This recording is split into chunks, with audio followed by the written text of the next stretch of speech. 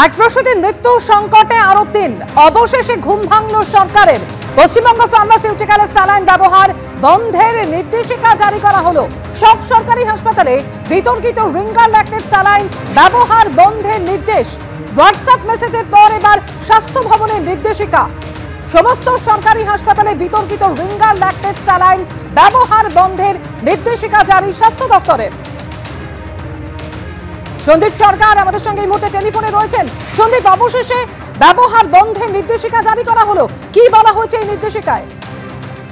দেখো, অবশেষে আজকে এসে রাজ্যের স্বাস্থ্য দপ্তর সেন্ট্রাল মেডিসিন স্টোরের তরফে গোটা রাজ্যের সমস্ত হাসপাতালের মেডিকেল কলেজ হাসপাতাল এবং জেলার মুখ্য স্বাস্থ্য আধিকারিকদের নির্দেশ পাঠানো হলো যে টোটাল স্টপেজ এবং যে এক্সিস্টিং স্টক রয়েছে পশ্চিমবঙ্গ ফার্মাসিউটিক্যালস প্রাইভেট লিমিটেডের যে আরএল সলিউশন যে স্যালাইন তার যে স্টক রয়েছে তা ব্যবহার বন্ধের নির্দেশ দেওয়া হলো এবং বলে দেওয়া হলো যে এই সমস্ত হাসপাতালের সব ওয়ার্ডের থেকে, হাসপাতালে যেখানে রোগীরা চিকিৎসাধীন রয়েছেন সেই ওয়ার্ডের থেকে সেই সমস্ত আরএল যে স্যালাইন সেগুলিকে সরিয়ে ফেলতে হবে এবং যদি সেগুলি সরানো হয়ে গিয়ে থাকে সেগুলিকে দ্রুত প্যাকের মাধ্যমে সেগুলিকে সরিয়ে রাখতে হবে। অর্থাৎ আরএল স্যালাইন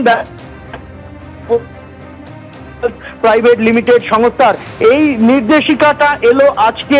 এর আগে এই পশ্চিমবঙ্গ ফার্মাসিউটিক্যাল সংস্থার যে যাবতীয় যা কিছু প্রোডাক্ট যেগুলি তারা রাজ্য সরকারকে আমাদের রাজ্যে দিয়ে থাকেন সেগুলিকে সরিয়ে ফেলা ব্যবহার বন্ধের জন্য হোয়াটসঅ্যাপ বার্তা গিয়েছিল, কিন্তু এই শুধুমাত্র ব্যবহার বন্ধই নয়, একই সঙ্গে সমস্ত রকমের স্টক সরিয়ে ফেলার জন্যও নির্দেশিকা জারি করা হলো স্বাস্থ্য দপ্তরের তরফে।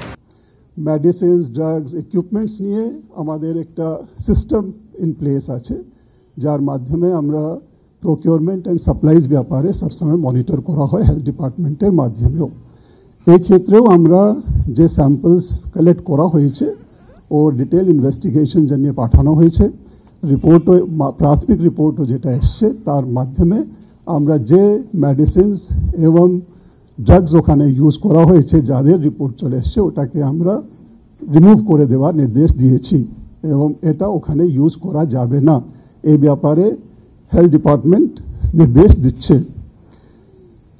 আর যেহেতু এটাতে আরও নেগলিজেন্সেরও পার্ট আছে, আজকে আপনারা জানেন মাননীয় মুখ্যমন্ত্রী আমাদের হেলথ ডিপার্টমেন্টে 10 জন সিনিয়র অফিসার্স যারা বিভিন্ন ব্রাঞ্চ এবং ইউনিটের ইনচার্জ আছেন ওদের সঙ্গে একটা মিটিংও করেছেন, পুরো জিনিস রিভিউ করেছেন।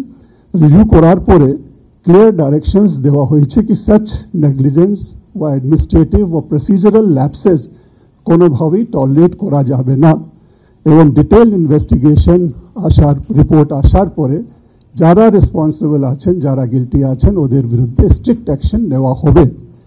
তাছাড়া আমরা সিআইডিকেও ডাইরেকশনস দিয়েছি যাতে এই ব্যাপারে একটা ডিটেল ইনভেস্টিগেশন সিআইডির মাধ্যমেও করা হয়, যেহেতু যদি কোনো নেগলিজেন্স ওদের ইনভেস্টিগেশনও আসে আমাদের পুরো যে তদন্তের রিপোর্ট আছে এটাকে সাহায্য করবে এবং আমরা ঠিক অ্যাকশনসগুলো নিতে পারবো।